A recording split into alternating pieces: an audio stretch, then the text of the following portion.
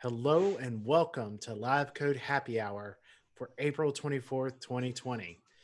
We're excited to be here today with a great group of folks. So let's go ahead and get the introductions. Brad, you want to start us off? Sure. My name is Brad Tilton. I'm a developer advocate with the developer program at ServiceNow. I've been developing and doing things with ServiceNow since about 2008 and have spent time as a customer, a partner, trainer, and now employee. Wonderful. And Dave? Hey, I'm Dave Slusher. I am a software engineer on the Integration Hub team, formerly a developer advocate at ServiceNow. Been on the platform since 2013, and been developing software 20 some years, 23 years now at this point, 25 years. Holy cow! Math. You would think that would require math, but Oh, wonderful. Thank you. And I'm Andrew Barnes, developer advocate, ServiceNow. I've been on the platform for over 5 years, been developing custom applications, implementations for customers. So I've been at a customer, a partner, and now at ServiceNow. Focus on, managing dev teams, integrations, and core platform functionality. So the next part is one of our favorite parts, is introducing our beverage of choice. Back in the same order. All right. It is 91 here in College Station, Texas. So I have a St. Arnold Summer Pils. It is time for summer beers. You brought all the colors. We've got it. It's a nice looking can. Lots of colors there. That is a color handful. What do you got in the can there, Dave? So I have a Hopping Nomad IPA. I bought this thing at Aldi's. I strongly suspect this is some sort of OEM situation because there's no brand on the can whatsoever. This is being green is a little chroma key unfriendly. But it's from Octopi Brewings in Wisconsin. And just in case, I called it an audible on myself as Brad was talking. I've got good to go in case I actually go with that one. If I finish that, I've got a Leinenkugel Summer Shandy, which is very good for as the temperature rises. That is nice for the temperature rising. And I have got a hilarious one today, is an Arrogant Bastard Ale. And this is from from San Diego. That's Stone, isn't it? Yeah, this is from out in California. So that's my wife bought normally I buy my own beers, but she bought the beer last week and this week. And I don't know if you noticed, but they're big ones. So, Live Code Happy Hour. We're here today to do some unscripted development on ServiceNow. What we're going to work on today is we've got YouTube integration that runs this show and collects data for us. So it creates the events, then collects information afterwards and allows us to do other things because it handles that automation for us, because yay, automation. And I discovered that one of our integration things wasn't working that I didn't even know existed, that a former advocate, Josh Nereus, built when it was Dave and Josh on this team, to collect the videos from YouTube, whether or not we had created it from our system or not.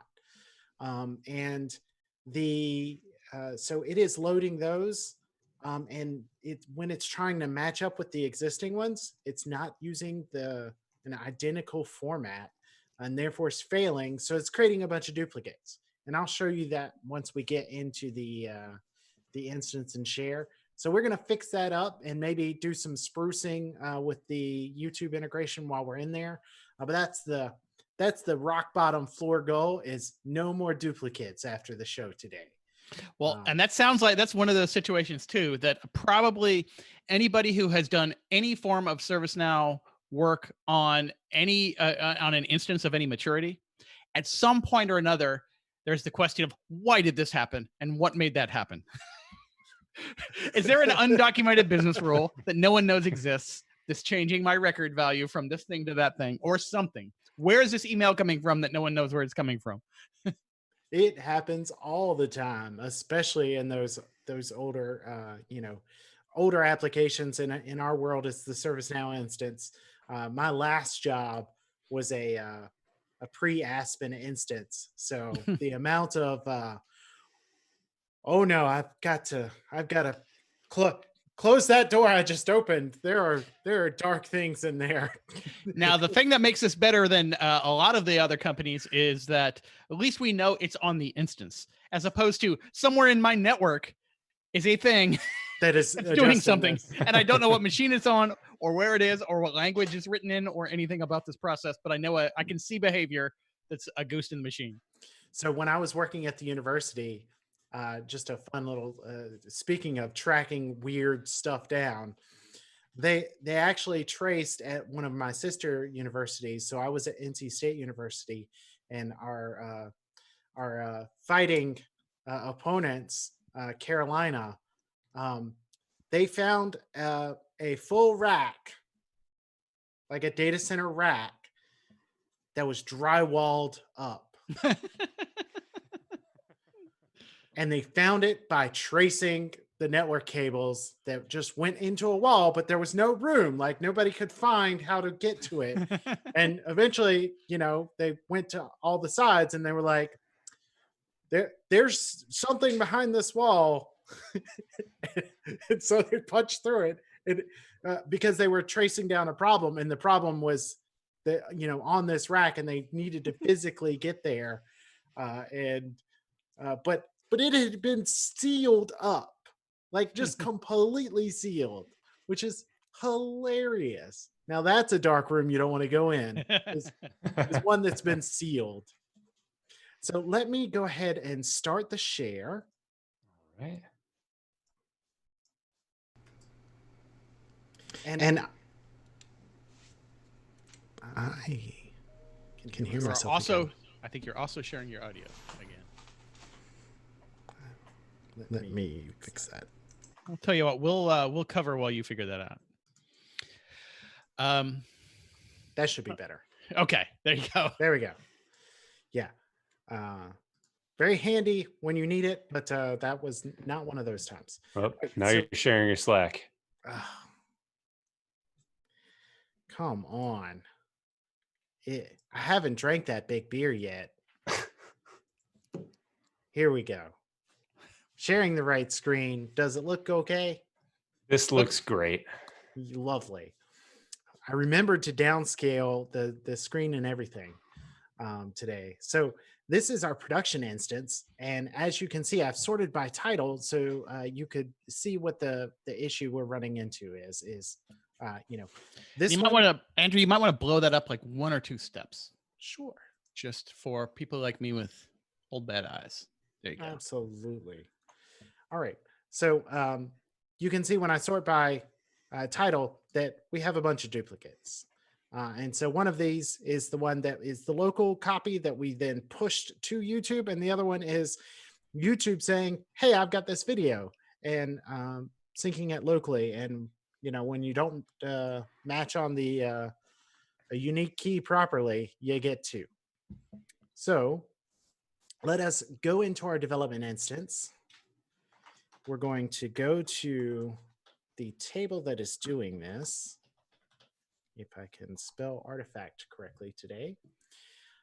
So there's this YouTube videos under our YouTube integration application menu, and it will let me sign in. All right, come on. Do it. I said, seriously? Whatever. Why are you giving me trouble?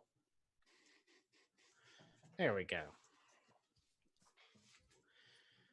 That's what I get for having it prepared. So to the YouTube video table, and this one will need to be blown up similarly. That should probably be okay. So in this table, we have the synchronization that's coming from YouTube to local. So the only data in this table is stuff that's coming from YouTube. And there is, I believe, a business rule. So we'll probably go look at that integration as well. But there's a business rule that is the root cause, I believe. So if we go to our business rules, we'll see there is a business rule on this table. It's generate artifact from YouTube video. And so artifact is the name of our table in which we store our management records. And so you'll see after it's been inserted, we're going to do this script. And the thing that we're looking for is the published URL is our URL. And I believe that what is happening is that the format of the two files is slightly different. This is that one of those things where you can do the watch equals, or you can do the direct. Is that?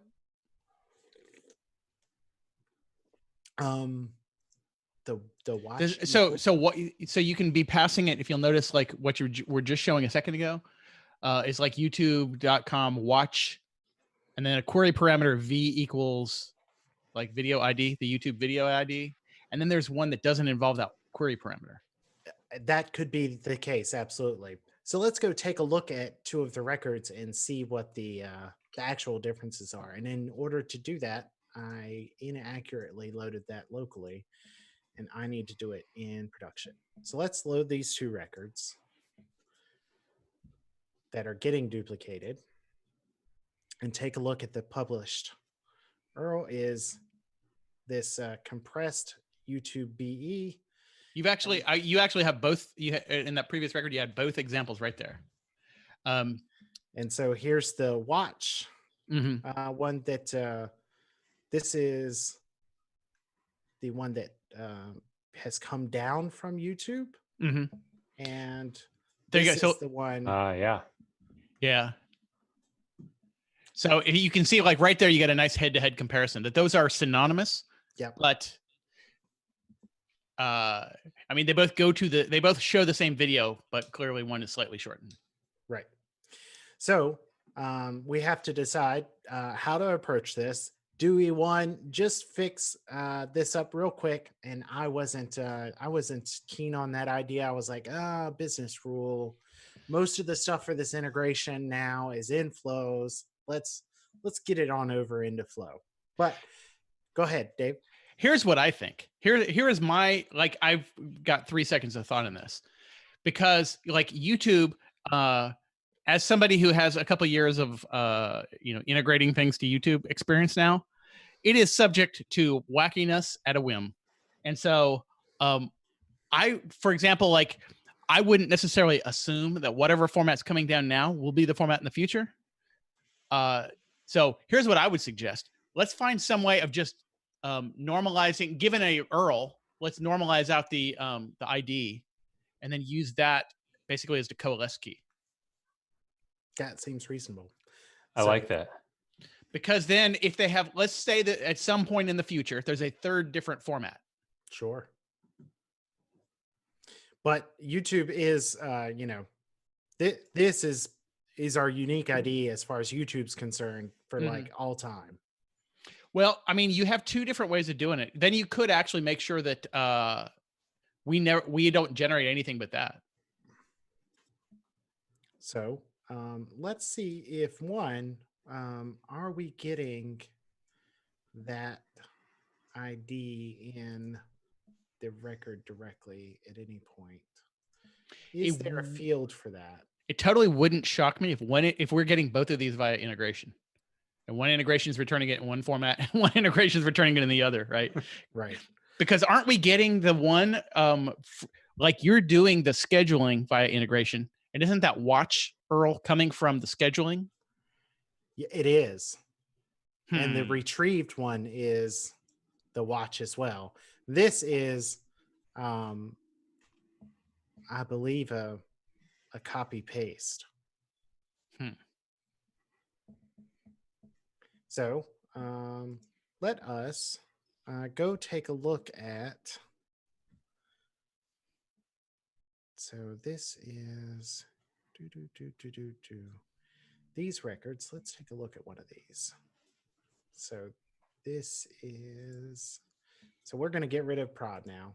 So we narrow down the things we're going to look at. I'm going to look at the live stream record and just see what's in here and see if we've parsed out that ID already, because I suspect we did. And if not, we probably have it in the, did I click the artifact record? I sure did. Oh, this is, I clicked the wrong record, no wonder. YouTube videos. They're so similar. Video ID.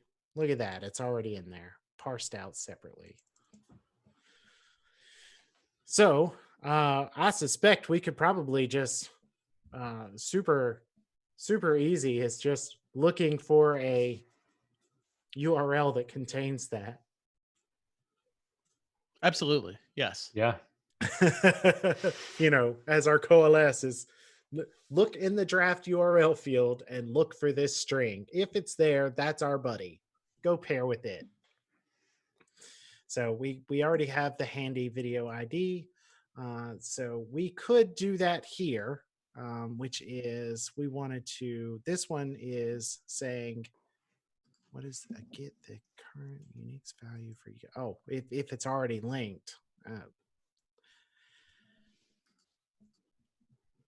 So if we wanted to adjust this one, we could have just taken, instead of the URL, taken this ID, video ID, and looked in, instead of the published URL, we look in the draft URL and for its buddy. So that is the easy way. And I might do that, but I feel like doing this in a flow today because I like Flow Designer. I do too.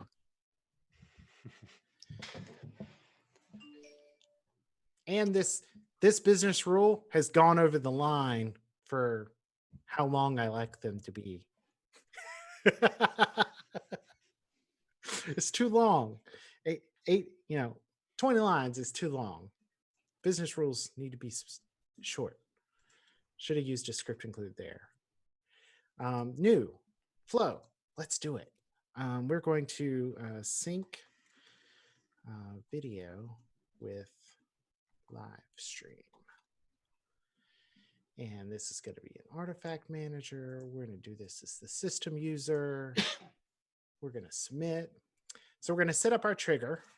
And so our trigger is going to be a created record on our video table. Video table. And I'll probably set up a sympathetic flow on our artifact table so that if for some reason the video had already been created, but we didn't find the match the first time, it will sync up later. So YouTube video table, add a filter. No, we don't need a filter, right? It's new records. Good, done. New records. So we've got our video record and we've got our video ID, which is there. Bam. That's probably off the screen. We want to look up records. Look up records. Do I want to do a lookup records or lookup record? I feel like I tend to just use lookup records because it doesn't cause my flow to error when there's no results. Is returning nothing an error? Is it a catchable error, or is I don't remember because I haven't. It's not a catchable error. It just stops your flow. I don't want this particular flow to do anything else if it doesn't find a result. So I think that's okay in this case. Okay. So we'll just do a lookup record. So we're going to look up on our artifact table for artifact table. And we're going to go to the type field. Type. And we're going to use video or live stream. And we want to check the draft URL contains our, I'll use the little picker, record, video ID, so the draft or the published URL.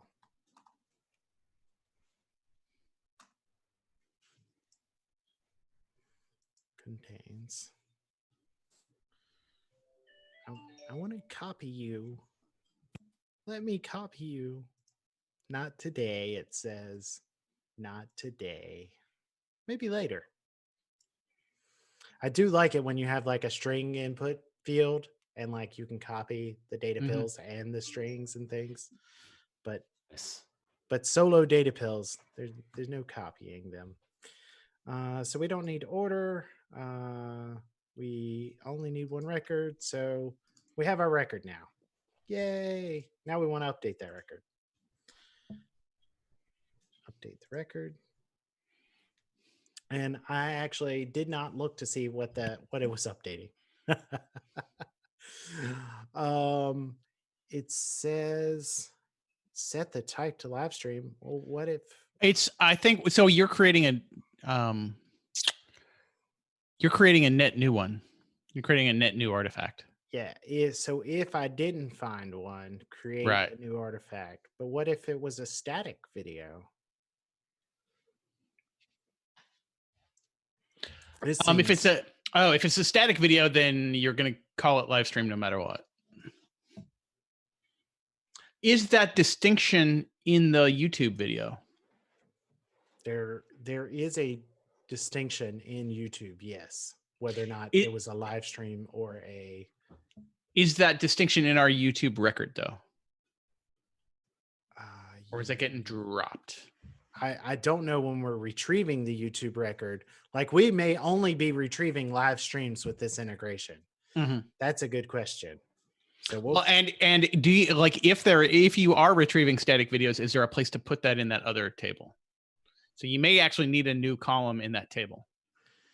So let us take a look at I believe it is a.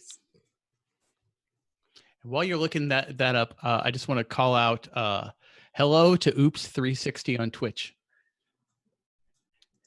We have Twitch chats, so I just happened to notice it as I was making sure it was streaming over there. So, I thought it was a scheduled job. Stream. Oh, here. Let me just narrow it down by application. How about show me why can't you filter by application?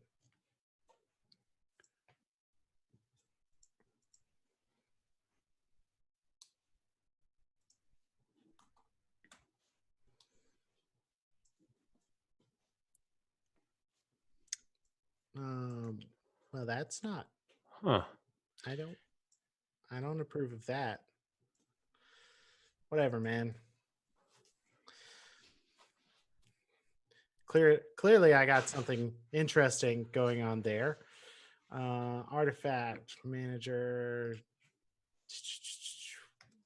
Why do y'all look empty? I'm gonna. Here's process my uploads. What was the that looks promising? Yeah.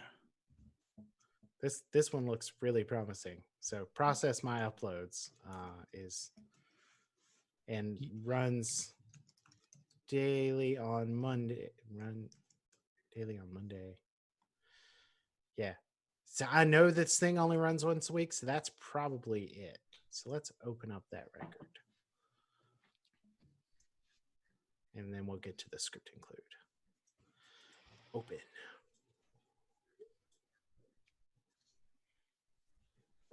And so that was process my uploads.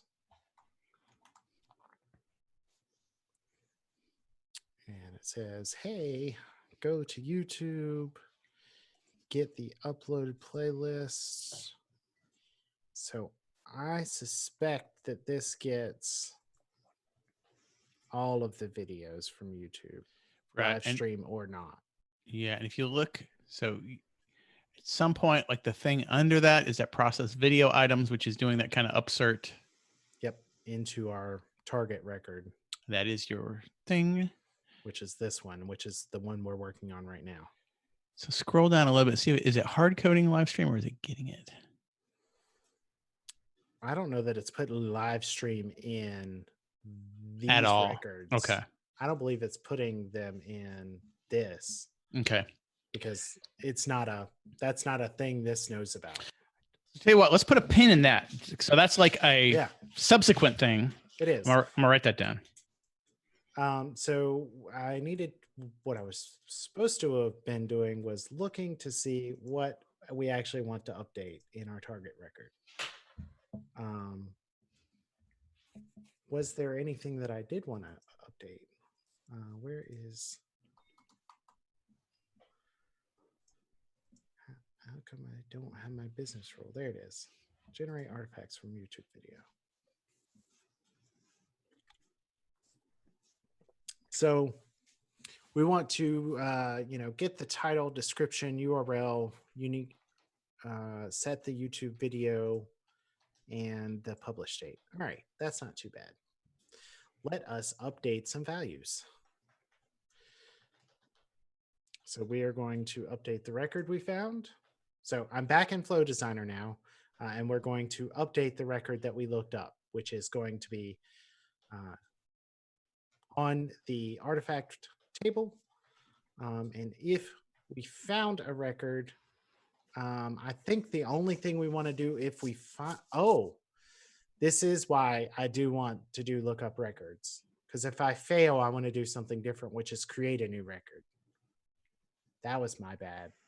So I do want to do that. So I should stop with that. Because it'll remove my data pills anyway. So lookup records, which is on the artifact table. And we want the type is live stream. Actually, I don't even care about type. I only care about the URL. Contains our trigger records video ID. Or the published.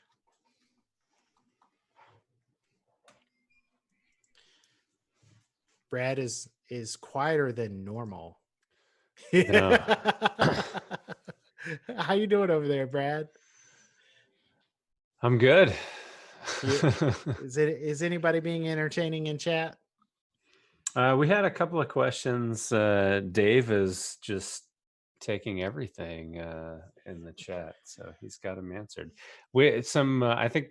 I think our artifact table we could talk about a little bit. Is our artifacts are all sorts of things. We track our blogs, our live coding happy hour videos. We have some videos that are not, we publish videos to YouTube sometimes, or some people publish videos to our YouTube that are not live.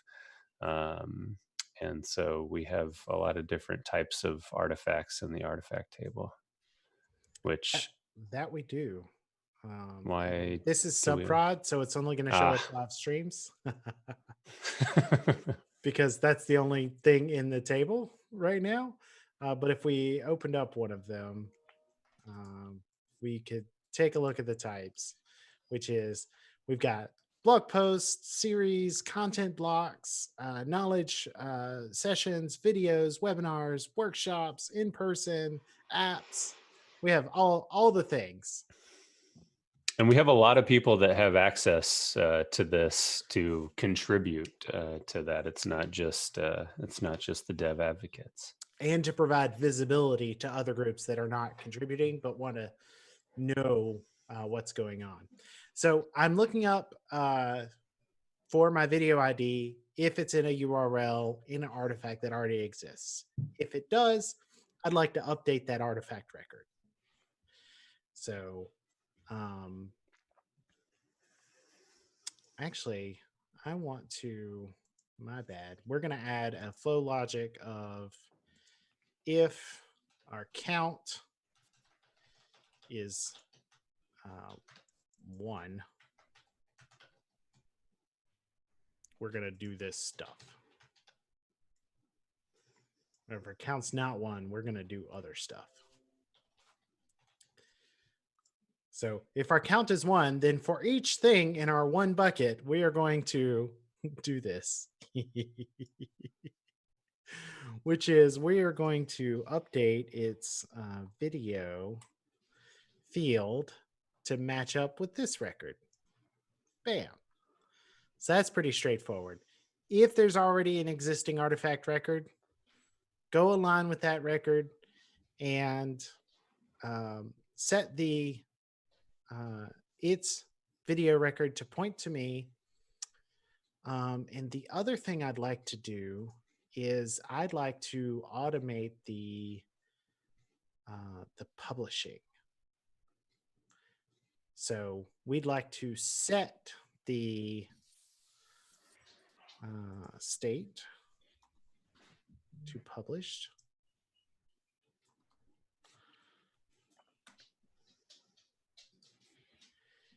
And I kind of want to update the published URL if it's not present. How annoying That seems reasonable to add in as well. I think I'll do another check, I guess. I kind of want to script it because that would be so easy in a script to do. Flow logic. If the published is empty. Do you care if there's, so do you care if it exists already? You just want to make sure that it's right. What happens if you overwrite that's true. it? Just override just it. do it either way. Good call. If I found a record that I align with, go ahead and set its published value to my value. So if for example, we did what you pointed out earlier, which is we pasted one in and it used a different format, use the format that YouTube is giving us. I like that actually. So URL, bam. That's nice and shorter logic consistency. I like it. So if we fail, now we're going to create a record and then we'll be done. Create a record on our artifact table. And we're going to add a value. We're going to set a type, even though we're not sure what the type is. But we're going to at least narrow it down to a type of video. And we're going to set the URL. And there is a conceptual case. I'm not arguing this necessarily, just that one could argue that like we have 2 different artifacts in the creation of this thing, that we have a live stream and then we do the live stream and then the artifact becomes a video, right? Mm-hmm. That we actually don't care necessarily when it's done, whether the source was done via, actually, I'm not sure if we care, but it is possible that we don't care. And that at that point, it's just, although it had a different creation process, they're all videos. Oh, I see what you're saying there. Yeah. I think for our understanding of the impact of videos versus live streams, I'd either want to, I might want to have some cutover time in which I start counting a live stream as a video like a week or 2 later. Because yeah, you have a point. The live stream is a one artifact type while it is, while it's new and relevant. But then as soon as, essentially the next live stream happens, I don't care that the previous one was a live stream. Mm-hmm. I could dig that. I believe you just answered what the logic should be in that sentence right there, which is when you schedule the next one, the previous one stops being a live stream. Yeah, it stops being a live stream. It's now just a video. I can dig it. So the type is going to be video because that's the type now. And we want the URL, we want the description.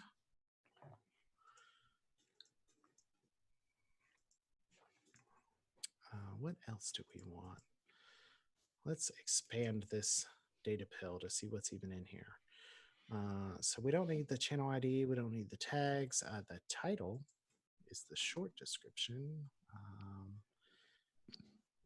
I think it might be called I title may in there, have- isn't it? It is called title. Very good. It's the short description field, but the label is title.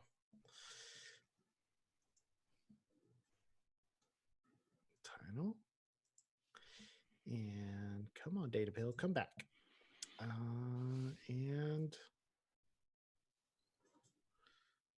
that's all. Let's check the business rule and see what's in there. Yeah, wasn't See it if there longer was- than that? Yeah, it was, but I don't know if I want any of the other ones. There's at least one thing that we don't want. So so the I state will published, set the you will want state. I Yeah. will want that. And You published want at. the reference I to the do want YouTube that. video, right? I have that one. I Okay. think. So. Oh no, I did not set that. You're right. We do want that though. YouTube video links to the record. Bam. The state is now published. And the something about the date. What was It was that? published date. Look at you guys. Not planned. Published date.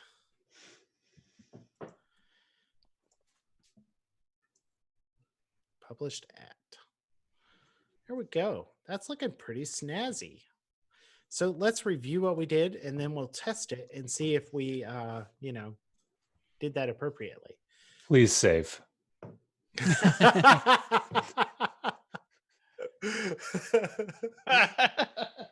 Thanks. I was a better steward of that in my workshop earlier in the week. So when a YouTube video is created via the integration, so a new record is created in our YouTube video table, we're going to look up in our artifact table to see if we've got that video ID in a URL, because that's how we're storing that video ID in our artifact table. We don't have a field for that. Is that mouse over new? Because that mouse over looks new to me. That's got to be new. I don't even know what we're looking at.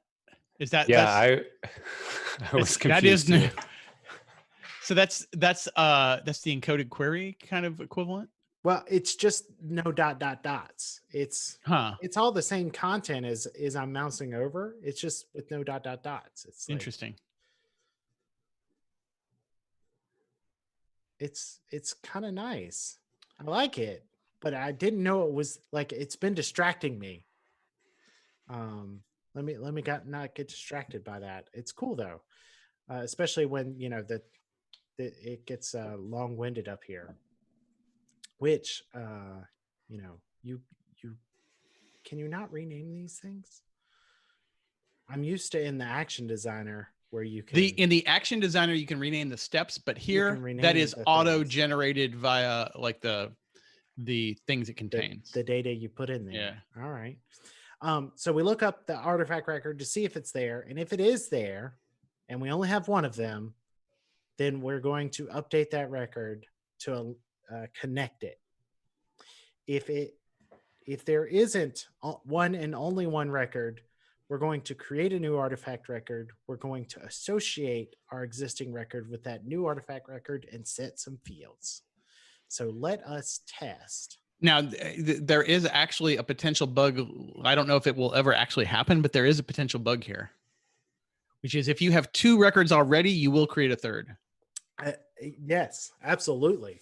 And I even, yeah, and the way I phrased it definitely includes that, right? Because One and if only I one. found one and only one match for my matching, my unique value that I'm trying to match on, go ahead and create a new one, because Which means that this has the failure mode of possibly creating a whole bunch, like one every week for perpetuity. if we have a case like that, it could continue to grow, assuming that we had something that was duplicating the artifact records in our artifact table. Yeah. So if something else causes a bug, we could then have 2 bugs. Like right now, if you put this in production, like all the ones that already had the problem are going to continue to have the problem, right? You would have to go delete everything. It would. Yes, because we already have duplicates. So it wouldn't cause us any problems right now, because this is only run on insertion rule. Mm-hmm. So it wouldn't. But if I tried to fix it for the existing ones, I got you. Yeah, you're right. That would cause a problem. So let's test it out. And before we test it out, we need to go look at the data to see if our results are going to be good. So artifacts, we have YouTube videos. And and Andrew, refresh my memory. This has instance data replication with the same data from production, right? This does not. This is actually retrieving them. Okay. So this one part, which is why the only data in our artifact table is because it has created all of the equivalent live stream records. I got you. Okay. So we are going to grab this record. And let's go find its artifact friend.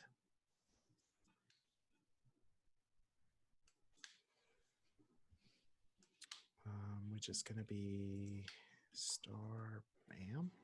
So we should have one here. So there is a matching record right now for that. And it is connected to its YouTube video. So the first thing I'm going to do is unconnect it from its YouTube video.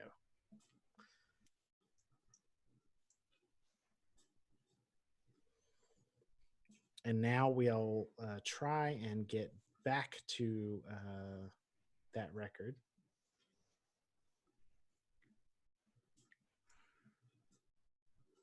This one. And see how Flow Designer wants to find that to test it. Yeah, so we need the name. So let's get the title of this bad boy. Open that. Oh, that's a recent one. That's last week. Hello, recent parsing XML that were not successful at. Video.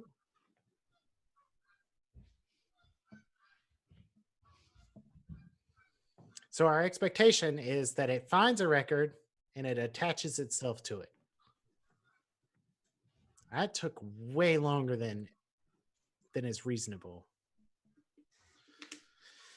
Okay, it completed and it took the no branch to create a new record.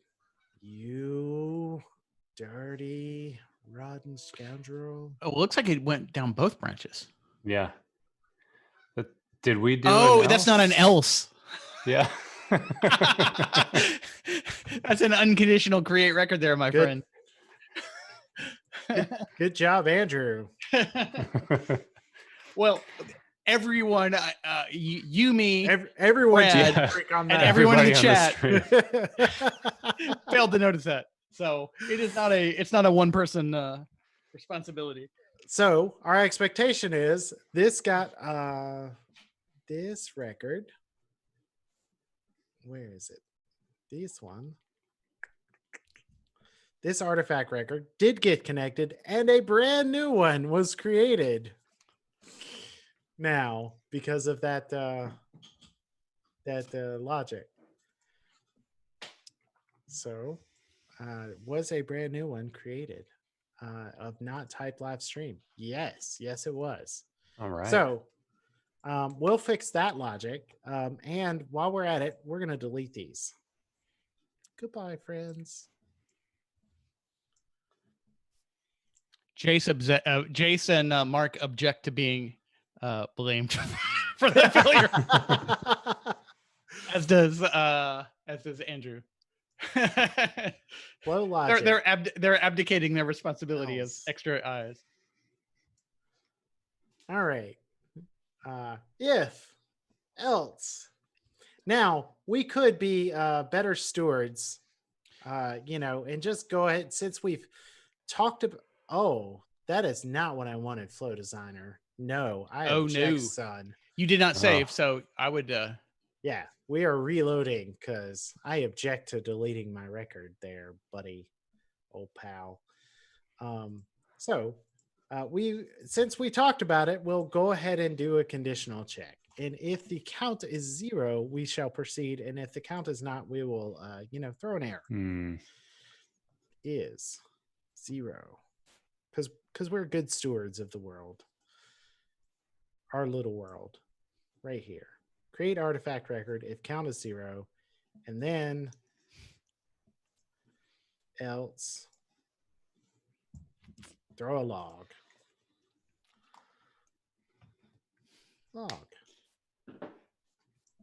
Error. All right. We should ask the people in chat if this looks good now. So they have some skin in the game. Let them off the hook. Video IDs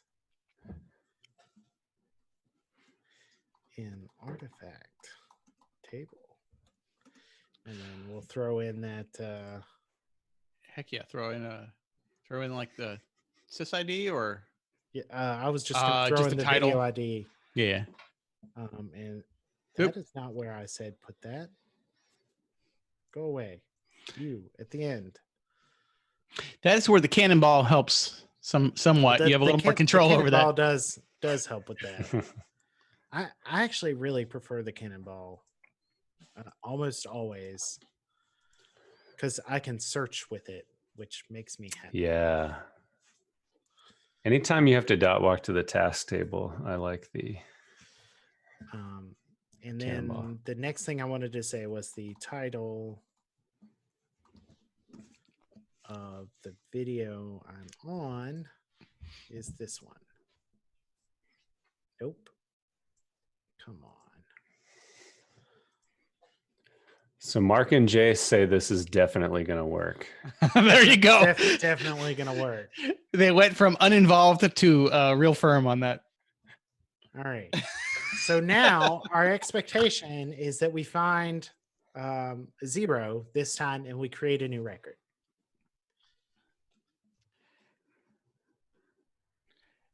So let us get. Assuming that works, you could also create yourself. You could just do an insert and stay, and then test out branch 2, right? Yes. So pick that one. Hello. Run test. You were saying that it took too long, but it is hitting YouTube, right? So.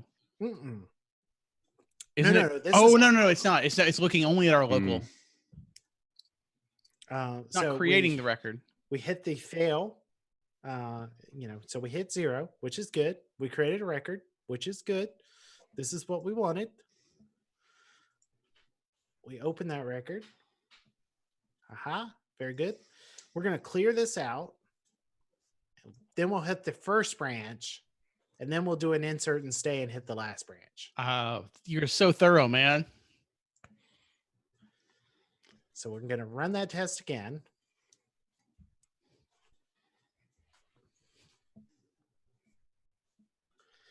First branch, we should update with the linking. Yay. And now we insert and stay. Oh, wait. What was that? An one? error. It said this URL is already in use, buddy. Hilariously, it doesn't stop you though. It doesn't, right. It's a warning that is that's there, but it created a new record. So there should be 2 of those over here. Hello, friend. So it let us know you're being bad. Don't do that. But then let us be bad, because that's okay.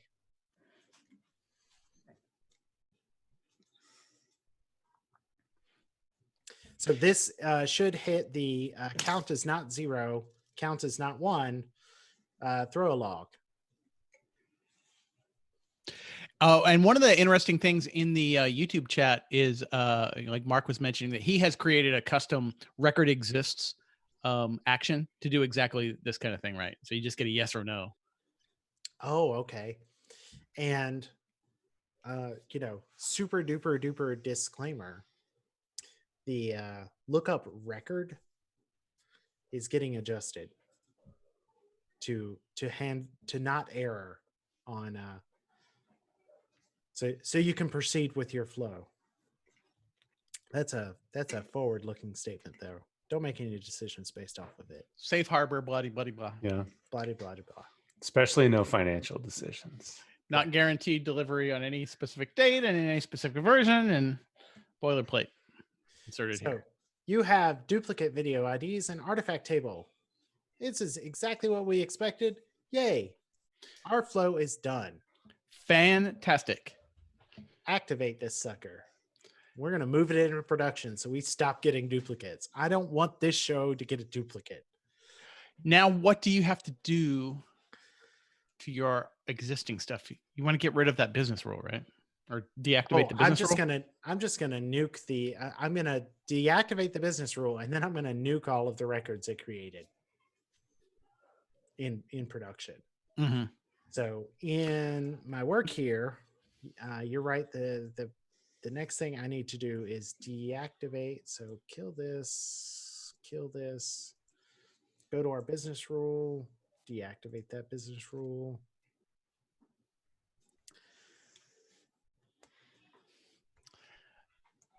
As Jace mentions, it's the opposite of safe harbor. It's dangerous harbor. Dangerous harbor. Danger, Will Robbins. All right. So our business rule goes away. Now we don't have any business rules on this table. Yay. Only flows. I kind of wish there was a thing that would show me like those together. Like it's got would actually flows. be a it's got beautiful feature, right? rules. It's got, everything that will happen when this changes, regardless of why. Kind of cool. Yeah. So our business rule is deactivated. Our flow is activated. Our flow is doing what we expect. I believe that's time for stop share.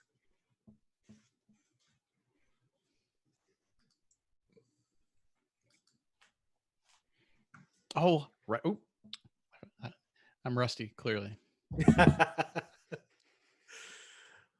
So not super complicated today. We've been really busy with knowledge, really busy with prepping for knowledge.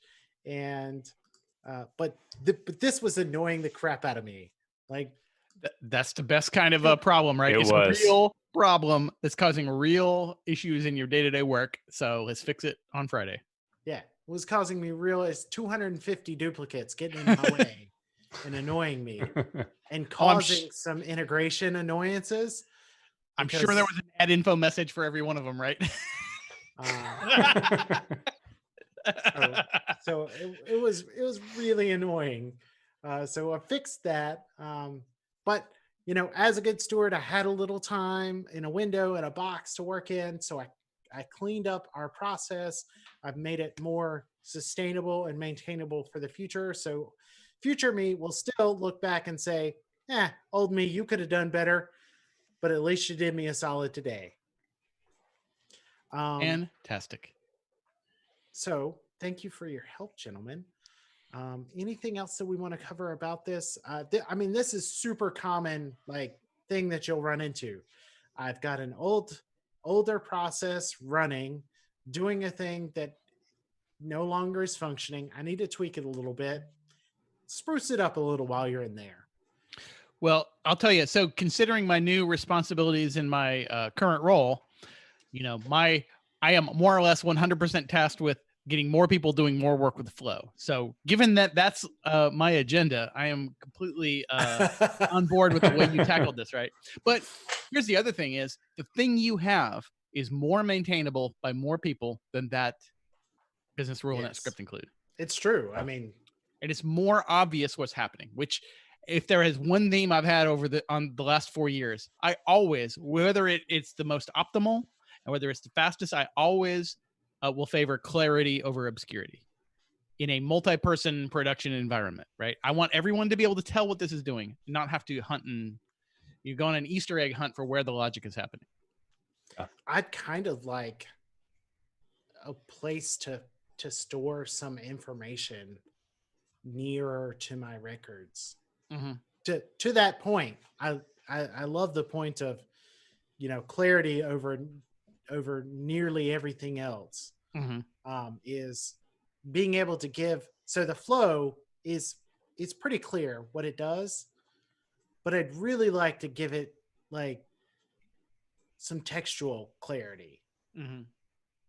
Like, yes, that's a thing I also have to maintain, but I'd like to be able to put some text there and help the next person along a little better than I am today. You're saying annotating the flow or just annotating the record, the actual record itself, saying these things will happen to this record? Ooh, yeah. I was talking about annotating the flow, but you can do. I mean, you can annotate the flow, right? You could do that in the description. You can add annotations to each of those steps. In fact, that's true. You can. I don't ever do that because I don't think about that at the annotations. Where on the individual steps can I add an annotation? I believe, now bearing in mind that I also, although I'm talking about this as a great thing, I've never actually done it myself. I believe that there's a little like comment looking icon right next to that you can add an annotation for each step. There is a little comment, little icon that says add annotation. There you go. It's a good idea that, clearly underused, at least by those on this call. Just because you have a good idea doesn't mean that you know that it already exists and you just need to start leveraging it. So that was a good point.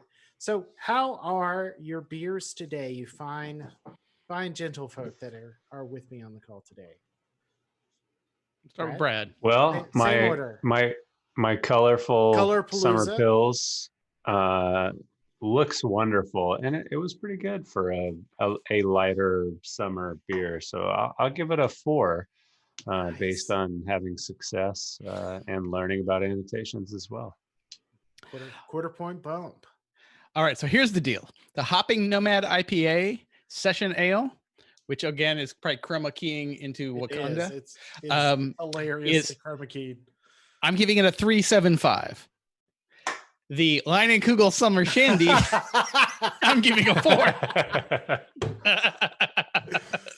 I mean, I can't say a lot because I've got a big beer today.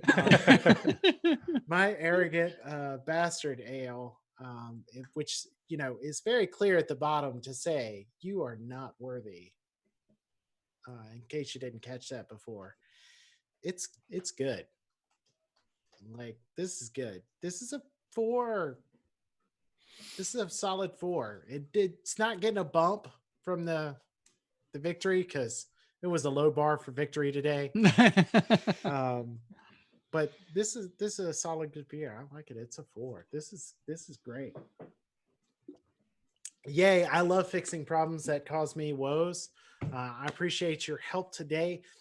Coming up really soon, next weekend, the hackathon. So our hackathon, we had already planned for it to be virtual. Now it has to be virtual, but we're excited to have the hackathon running from basically right now next week. Over the weekend is going to be the hackathon. We're going to kick it off from this show. Is when we stop the show is when the hackathon starts. So we're excited to have the hackathon next week. Sign up. We'll put the description or the link to the sign up in the description of the video here. If you watch this over the next week, if you're coming back later, the hackathon already happened. You can't participate. But while this is marked in the Artifact Manager as a live stream, this is relevant to you, which is come join the hackathon, sign up, get a team. Go ahead and sign up. Even if you don't have teammates yet, we'll help you find a team. We've got some great prizes. The big prize is going to be $5,000 prize. We're going to have 5 different categories for your apps to be built in. And each category winner will compete for that 5,000 grand prize. But the individual category winners will get a $500 prize, and that's for your team. Brad, why don't you?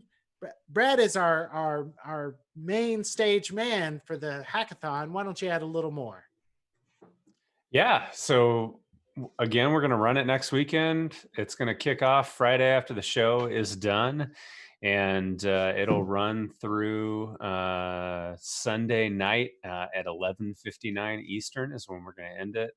We're going to be doing some live shows during the hackathon itself. One on Saturday that's going to be midday, and one on Sunday morning, so that we are kind of friendly to all areas the world, of the world-centric view. That's right. And we'll have some live guru sessions in case your team runs into any issues. But yeah, everybody's welcome. Most people are welcome to come sign up. And there are some exclusions we have learned after talking with our lawyers. But for the most part, everyone's for winning prizes. Yeah, feel free to sign up and compete. So yeah, it's gonna be a fun weekend. If you're interested in being on a live stream, you'll have the opportunity to be on a live stream and share what your team is working on, and more details will come for that. So we're really excited about it, and we have a lot of people signed up already, and come check it out. But you who's watching right now, you can sign up right now at URL, Brad. It's hacknow.service-now.com/creatorcon. Sweet. And I'll put that in the description. In a normal world, you might have conflicts, but this year, what else do you have to do that weekend? That is one of the reasons that I never participated directly in the hackathon, was because I wanted to go to sessions and engage with things. And that's the reason we were moving it virtual this year, was so that it could be related to knowledge, but not conflicting with session times. So I think and I was even talking about in the world, right? You might that too. You might normally have had something going on the weekend, but we're all in our house. So what else do you have to do? You're not going anywhere else. So come on down, join the hackathon. And you don't have to be a traditional developer. If you're a product manager or designer, or just have a problem you want to solve and you want to help contribute and work on the presentation, join a team. Like it's not just for developers to be in a hackathon, because a large part of it is the convincing judges that what you've built was awesome. So building awesome things are good. Convincing other people that what you built was awesome is also a different skill set. So come on down and join us. Then right after the hackathon, couple of days after, will be the launch of the knowledge event. And then the week later, we'll have CreatorCon and have the CreatorCon centric stuff for you. So go register for knowledge and the hackathon. Join us, compete in a team. Watch the live streams that we'll have next weekend, and we appreciate you joining us today. Just one question about the hackathon that just came in on Twitch. If you don't have an idea, can you join a team of somebody else? Absolutely. So if you're a lone person, you'd like to participate, you have no idea, you can find a team that's already needs more people and just join. And we're going to have some problem space suggestions as well. So even if you have no idea and you have a team, we can help you find an idea. Yeah, we're going to publish some ideas for each category. We're going to try to come up with some business problems by talking to people in each category. We have some of those, and we'll publish those before the event starts. And then we also have a CreatorCon Hackathon community forum on the ServiceNow community. And there is a post up there already about, if you're looking to find a team, you can comment on that post. And we've got a number of teams that have been created based on, people looking for teammates and finding teams. So, look for that and use that to find a team if you're looking for one. Awesome. Well, thank you for joining us, Dave. Thank you, guys. audience, for participating. We're happy that you joined us today, and we'll see you back again at the regularly scheduled time next weekend, and then we'll kick off that hackathon. So have a great day, everybody. Bye.